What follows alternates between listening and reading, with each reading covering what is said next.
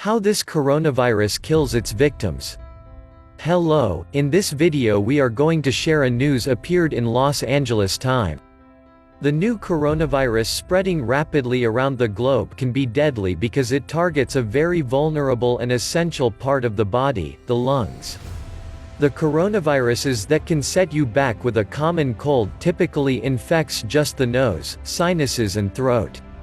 But it's more common for the one responsible for COVID-19 to spread into the cells of the airways and lungs as well. The virus basically hijacks the cell and reprograms it genetically to make more copies of virus, said Dr. Otto Yang, an infectious disease expert at UCLA. Then it begins its attack. About 86,000 people around the world have been infected with the novel coronavirus from China, and 2,977 have died. The first fatality in the US was reported on Saturday. Here's what doctors and scientists have pieced together about how the coronavirus kills. 1. Destruction of the lungs. As the virus starts to destroy the lungs, people become unable to breathe properly, Yang said. Even worse, the body's efforts to fight the virus can cause inflammation in the lungs, making breathing even more difficult. Blood vessels damaged in the war between the virus and immune system may begin leaking fluid into lung tissues, which can be visible as white spots on chest X-rays. The fluid may drown some of the lungs' tiny air sacs, preventing them from delivering oxygen to the blood and removing carbon dioxide.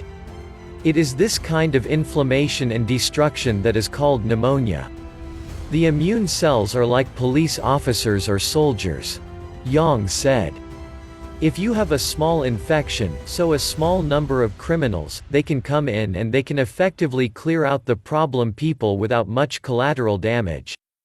On the other hand, he said, if you have a huge crowd of criminals all at once, and a huge crowd of soldiers all at once, then you have tons of collateral damage because it's a big clash. 2. Breathing problems. The analysis of patients in China reported that severely ill patients suffered from symptoms like shortness of breath and low levels of oxygen in the blood. Chest X-rays and CT scans of the lungs showed most of the organs covered in fluid. Some of the severely ill were taking more than 30 breaths a minute, well above the normal rate of 12 to 20 breaths per minute. Even though each breath is not working as well as it should, if you take enough breaths, you can make up for that, and still breathe on your own, Yang said. 3. Attack on the kidneys. The lungs aren't the only target. The coronavirus also has the ability to latch onto, hijack and destroy cells of the kidneys, Yang said. The kidneys play an essential role in removing waste from the blood.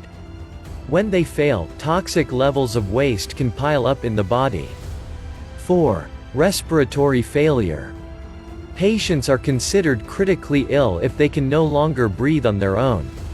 If this happens, patients are fitted with special masks that deliver very high concentrations of purified oxygen into the mouth, or they can be put on a ventilator, Yang said. This involves placing a tube into the throat so the machine can push oxygen directly into the lungs. 5. Septic shock.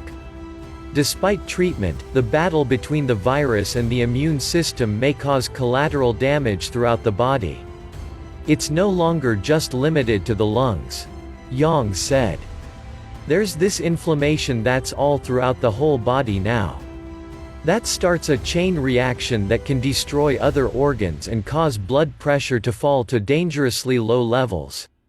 Septic shock is a body-wide response, in which the immune system is trying to attack the virus everywhere. Unfortunately, the inflammation caused by the immune system damages human cells throughout the body. It's a process that can be triggered by any severe infection, Yang said. 6. Multiple organ dysfunction or failure. If the disease progresses, organs can start failing.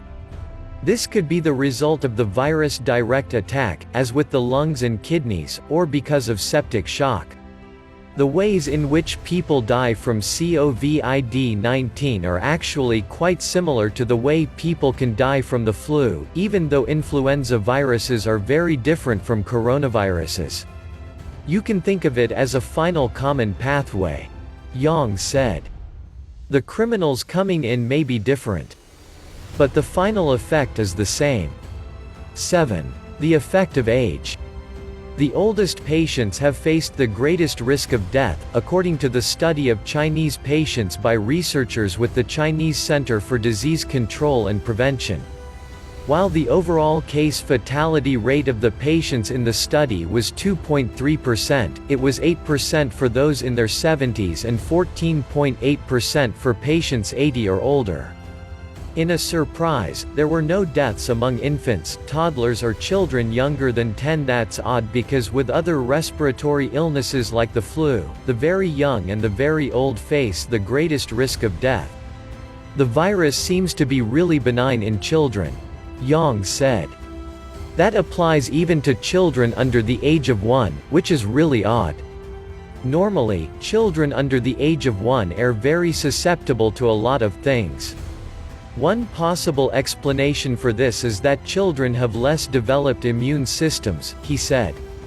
In this case, an immature immune system might prevent the body from triggering inflammation severe enough to result in pneumonia, septic shock and multiple organ failure.